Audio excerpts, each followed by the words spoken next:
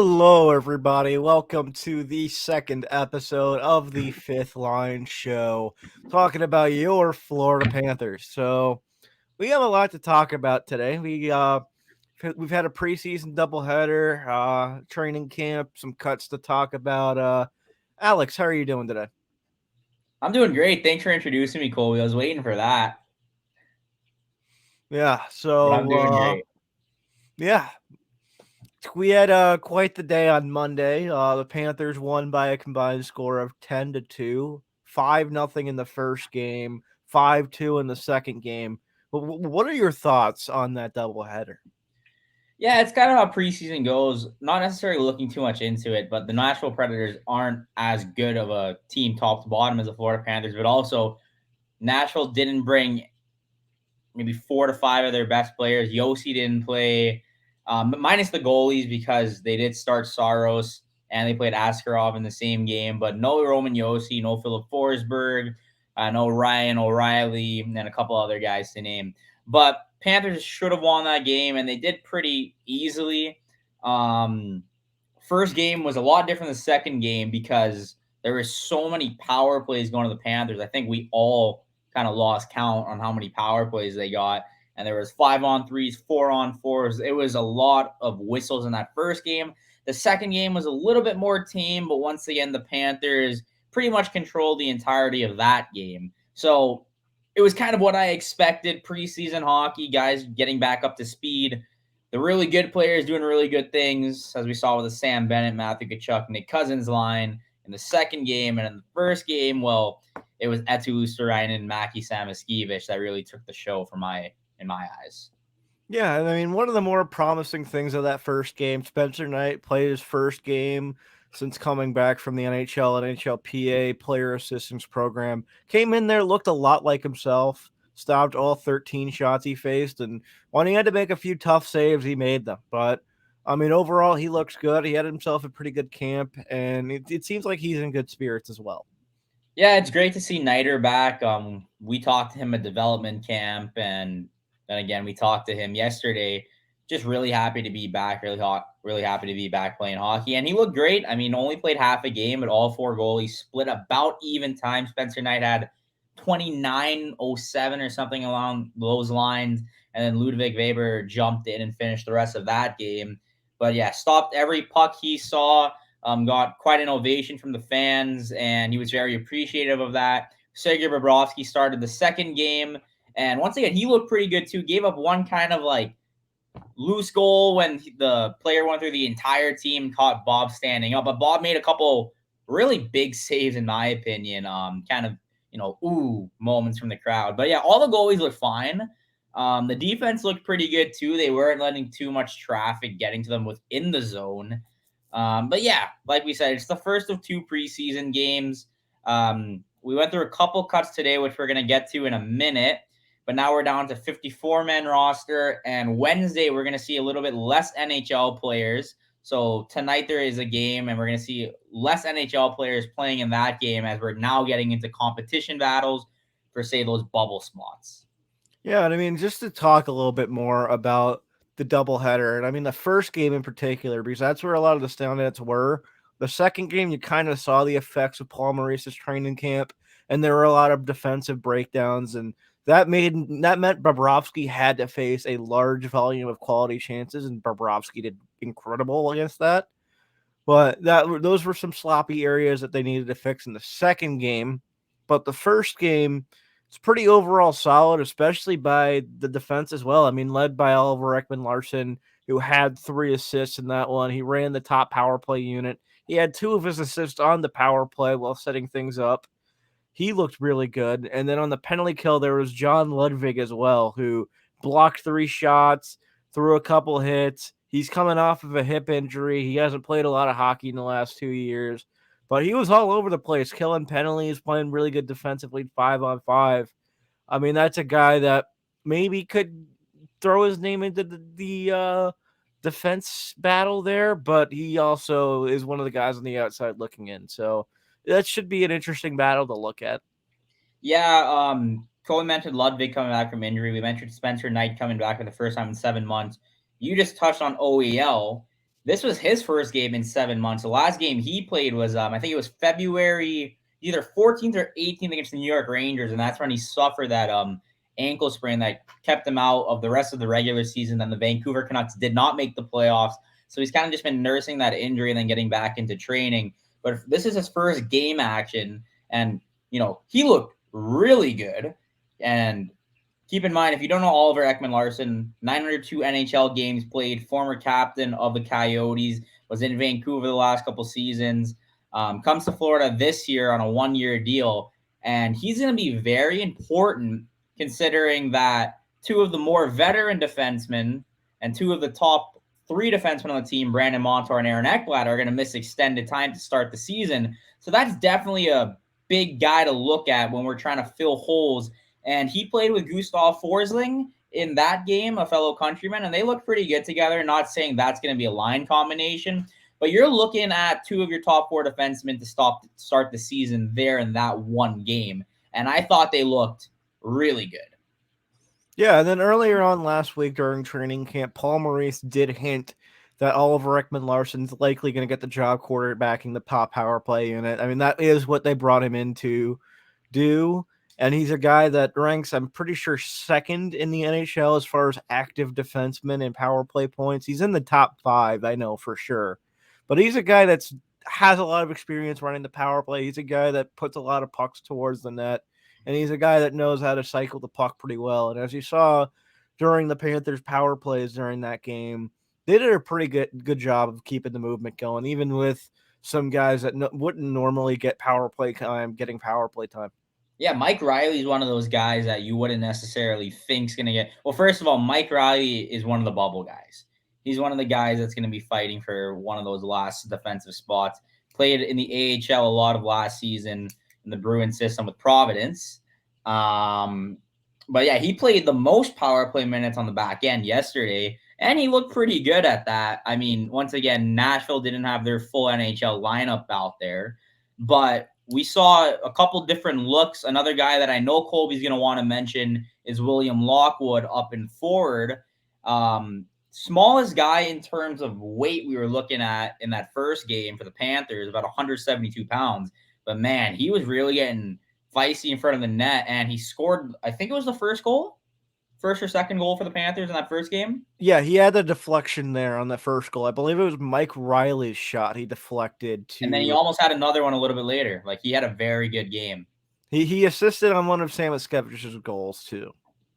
Yeah, Paul Maurice did say that there were guys that were not on his list for that fourth line battle originally, and then some people surprised him. We don't know who it is, but we're going to see that more throughout the preseason of guys that are on the bubble. And Maurice did say Lockwood's one of those guys that came in and he's going to be fighting for a spot somewhere. And we're going to see guys get more and more chances over the next couple of games with less NHL players playing to really show what they have to make it to the final cuts. Yeah, Paul Maurice did mention Alex True as another one of those names. He didn't play in either of those two games, but I mean, you can see it during camp. This guy is 6'4".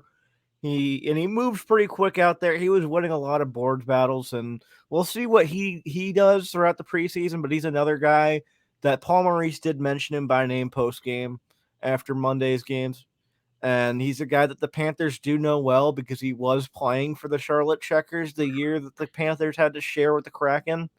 So it should be interesting to see what he does, what Will Lockwood does. But the other two guys in that battle, Kevin Stenlund and Steven Lorentz, had pretty good games themselves. I mean, Lorentz played on the penalty kill a lot that first game, and he made a lot of good plays. And then you go to game 2 with Kevin Stenlund. He opened the scoring pretty quick, diving into one of those net front battles and poking the puck in. And overall, he was buzzing near the front of the net for most of the game. So that should be one of the areas of interest going forward here. Yeah, sorry, I was just trying to get the light going there. But the last three guys that Colby just mentioned after Lockwood, they're all pretty big in size. And as we saw with the Vegas Golden Knights, their fourth line was basically comprised of guys that were big, can move, can be physical. And I think that's kind of a mold that they're looking at for the Panthers down the middle. I was talking off air with Colby, and I kind of have Ryan Lomberg penciled in there as fourth line winger, and then Nick Cousins somewhere around there too. But Maki Samaskiewicz, Grigory Denisenko, those are two guys that are going to be fighting realistically throughout the season. I think there's going to be a top 9 spot open somewhere. Even without injury, they might move Cousins back down because Cousins can play up and down the lineup if needed. So there's going to be a Denisenko and Stamasiewicz. Those are the two guys that Panthers fans are really interested in what happens. Important to note, Denisenko is on a one-way contract, and that's signed for 2 years. He just signed that in the offseason. He's not waiver exempt. Mackey's on his entry-level contract, and he's never played an NHL game, so obviously waiver exempt. Mackey played a phenomenal game in his NHL preseason debut. Yeah, I mean, he was buzzing all over the place. He was winning board battles. He was really he showed off his speed even against NHL caliber guys. But the thing that really impressed me with Mackie Samoskevich was his shot and the fact that he wasn't afraid to unleash it. I mean, there were some times where the accuracy was down, but the pure zip on his shot, especially his wrist shot, snapshot, came off the stick really quick. The release is quick. And he has a powerful shot, and he showed that twice with 2 goals during that game. So he's a guy that has NHL hands. He has an NHL shot. He has a pretty high hockey IQ. So it should be interesting if he keeps himself in the battle. But he definitely impressed me a lot more than Denisenko did. I didn't really see a whole lot from Denisenko that first game. So I'd honestly have to give the leg up to Samoskevich for now. And I'll have to agree with you. While Denisenko did have, a lot of the NHL guys weren't necessarily impressive in either game, but when the NHL guys, they don't have to worry about a battle. Like Barkov, the Kachucks, the Luosterainens, the Lundells, I'm just naming NHL names. Those guys are going to make the team. There's no question, right? The battle is when you have 2 guys or 3 guys that are in the same boat, in the same group on the bubble, and one of them exceeds expectations and one of them doesn't live up to what you want to see. Well, now we're going to have to start having the conversation. Well, all right, even though this guy might be waiver exempt, how do we leave him out of the lineup? So with Maki Samaskiewicz, I'm very impressed with his skating with the puck. We saw it in development camp. We saw him in rookie showcase. Saw it in training camp. And then we saw it yesterday. He's very confident and smooth with skating with the puck, entering the zone, knowing when to dip which way, and kind of setting stuff up, which is going to be very important in the NHL, where you can just play make off the transition, off the rush, which the Panthers are extremely good at. The last couple of years been one of the better off the rush transition teams. He really fits the mold of what they need in the top 9. I said, I think on either the last episode or sometime before, if you can play well enough to where they can't take you out of the lineup, then you'll make the team if you're on the bubble. And game 1 for the bubble guys, for both groups, had to go to Maki Samaskiewicz. Yeah, between him and John Ludwig, I think both of those guys had incredible games. But Mackey, 2 goals, gets the edge there. Will Lockwood with a goal and an assist. He also had himself a great game too. So should be an interesting one out of all these bubble guys. All right. Let's quickly talk about the guys who were sent down. Now, nothing crazy. These are the names that we were expecting to go down. Paul Maurice made it very clear, and I think we made it clear on the last show, that the Panthers are a team that most of their roster, now this isn't what Paul Maurice said, this is what I'm saying. Panthers are a team where their roster is pretty much filled and there's only a couple spots open. Contending teams are very similar in where their junior eligible players are probably not cracking the lineup unless you draft within the top 3 to top 5, maybe in the top 10. Samaskiewicz is the highest ranked prospect in the Panthers prospect pool that hasn't played in the NHL yet, and he's 20. So there's no 18-year-olds or 19-year-olds that were going to make this team. So they sent down Josh Davies, Grayson Sachin, Stanis Vilmanis, Merrick Alsher, and Luke Coughlin. Those 5 were all junior eligible. They played yesterday in the 2 games, and they're going back to their junior clubs. And Paul Maurice did say yesterday after the game that they're very mindful that major junior camps and seasons are starting right about now, and that they want to return those eligible players to their clubs as early as they can after they have a good camp and they get that NHL exhibition experience, which is exactly what happened. So I think Kai Schwint might be the only junior eligible player that hasn't been returned yet, at least from what I was reading the ages. And he didn't play in any of those two games, so we expect him to play Wednesday against Carolina. Yeah, and I mean, I do want to mention with Sachin, he had himself a very good camp, the second round pick from this past draft. He looked pretty good for a guy his size. He's around 5'11", 170. And he was throwing himself into boards battles. He was throwing hits. I think that's a guy that's going to develop really well in another year with the Seattle Thunderbirds there in the W. But he's going to be a nice little player for the Panthers down the line. Yeah, he actually really surprised me, specifically first in development camp when we watched him in that scrimmage when he was going up against everyone is older than him or bigger than him. And the most impressive thing with him is his hands. He can dangle inside of a phone booth, and he uses his speed to pair that really well. And he had a couple nice moves in that split squad preseason game yesterday. Very raw. He's gonna put on more weight. He's going to play more meaningful games down the line. Maybe make a World Junior team within the next year or two, and then who knows, when he's 20 years old, when he's Mackey's age, maybe he's fighting for a spot 2 years down the line for the Panthers because he has a lot of skill. And I really like Sanders' game. I thought he was good in the development camp or the rookie camp. Thought he was good in training camp. Preseason game wasn't crazy for him, but he's big. He can skate. He has good hands. He's a sneaky prospect. I think the Panthers have in that prospect pool. Yeah, and then I mean, talking to Maurice, he said that there's a pretty big parallel between Sachin and Reinhardt in that they're very smart guys on both ends of the ice. They have good hands, they're good playmakers. So I mean, that's kind of a mold that Sachin can follow, and he was able to hang around Sam Reinhardt the whole week during training camp. So it was an overall good experience for these junior guys, and they should be going back to their junior squads ready to have some good seasons. Yeah, and I mean they're joining a team that's literally when camp started. I think it might have been under 100 days since they last got off the ice in Game 5 of the Stanley Cup Final. So these kids that were getting drafted a couple weeks after the Panthers were playing the Stanley Cup Final are getting hands-on experience from that coaching staff, that organization, those players. I mean, um, it's good that they're going back to junior camp and junior preseason so they can get their feet wet, but there's really no better experience than an NHL camp, specifically a team as good and as talented as the Florida Panthers. So those five players, they could have scored yesterday. They still would have went down. They were going back.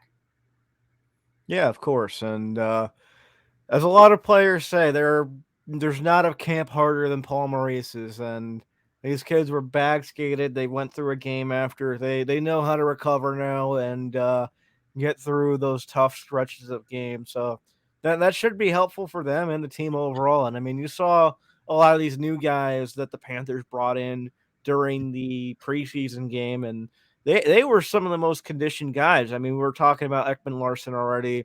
We talked about Mackie Samoskevich going through his first camp already as well.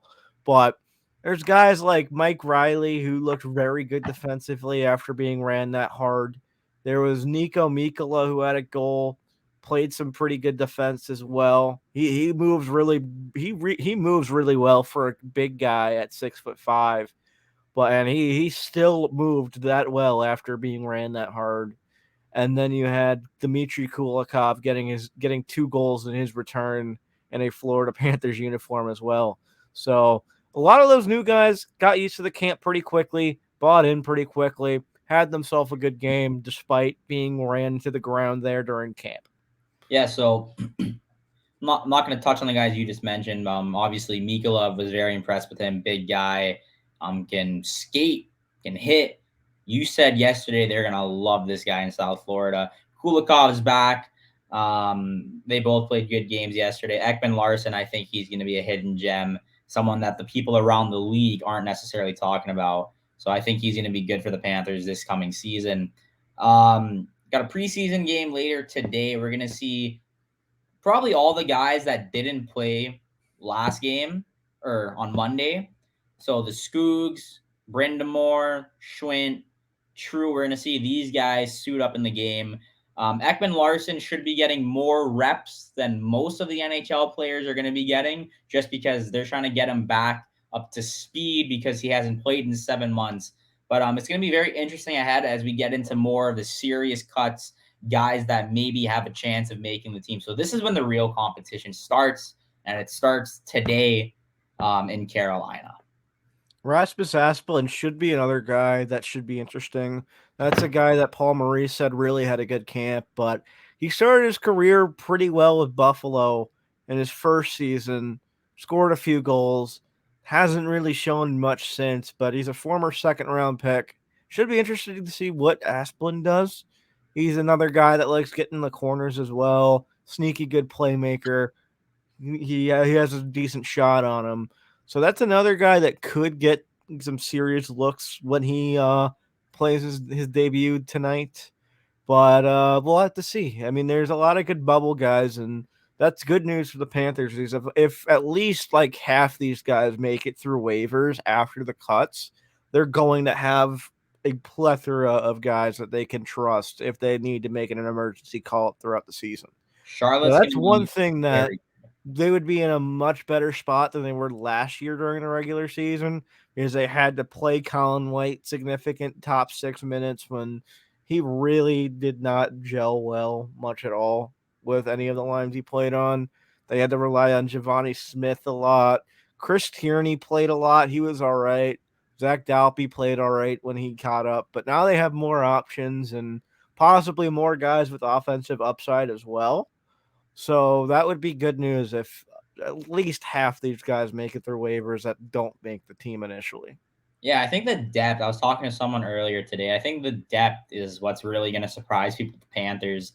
Um, yeah, obviously you're missing the Ekblad and Montour, but the guys that you're gonna have in the AHL that clear waivers, if they clear, you're gonna have a deeper farm system than you did last year. And I mean, you mentioned Giovanni Smith and Colin White, Chris Tierney. You probably have four guys battling right now at this moment that were better than them last, or better players or better fits than those guys were. And you have a more cap flexibility too. It's just the Panthers were able to attack more options in the offseason than they were last offseason because of the cap. Yeah, we'll see how things go. I mean, this week, obviously, tonight the Panthers play in Carolina, and then they finish the week against Carolina at home on Friday before they have a good little road trip there between Nova Scotia, Orlando, Tampa Bay, and then they're going to finish the season finish the preseason at home against the Lightning before things get going for the regular season. So there are 6 games remaining in this preseason. A lot can happen, but we'll have to see starting tonight with some of these AHL guys and Kai Schwint getting their shot against the Carolina Hurricanes. Yeah, I don't, at least looking at the calendar, we're not going to have.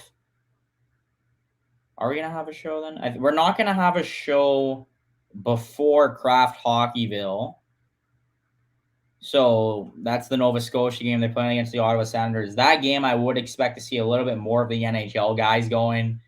Not all of them, I think, but that should be an interesting game to watch. And by that point, there are going to be more waves of cuts. So that should be an interesting game, fun for everyone involved. Craft Hockeyville is a great thing. And then you come back down to Florida and you finish it off against Tampa.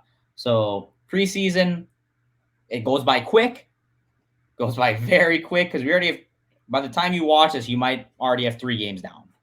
So it's very quick. Cuts start flying in, and the roster starts shaping out a lot quicker than you can think. Yeah, and we'll get to the real thing in just about 2 weeks. So that should be exciting. Yeah. So since the last episode, we've only had 2 games. and they were split squad. We've only had a couple cuts, and they were the junior cuts. So we're kind of expecting that. By the time we do the next episode, which will be next Wednesday, we're going to be a lot more up to speed on better looks of what we're going to be seeing, because we would have had a couple more games, like 2 to 3 games under our belts once again. So a lot more cuts, a lot more line combination stuff, getting kind of closer to the regular season. So the next episode should be very interesting because we're going to have a better look of what the team's going to be looking like. Yeah, but that'll do that. That'll do it for us tonight. You can follow us on Twitter at FifthLine5R. You can find me on Twitter at ColbyDGuy, and Alex is at A Baumgardner 91 as well. It's been a pleasure talking with you guys. We'll catch you guys next week. See ya.